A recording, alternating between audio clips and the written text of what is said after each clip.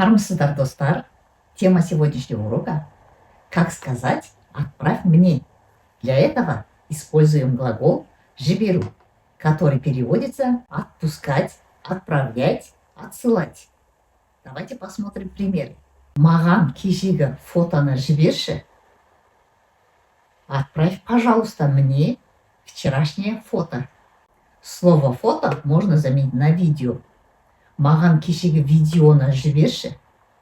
Отправь мне, пожалуйста, вчерашнее видео. Хатты поштаға жіберіңіз. Отправьте письмо на почту. Сілтемені группаға жіберу керек.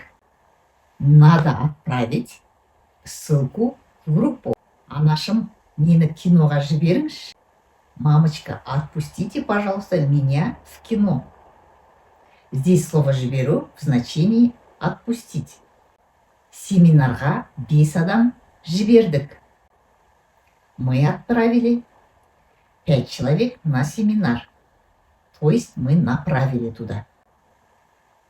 На этом мы сегодняшний урок завершаем. А в следующий раз у нас будут еще другие интересные темы.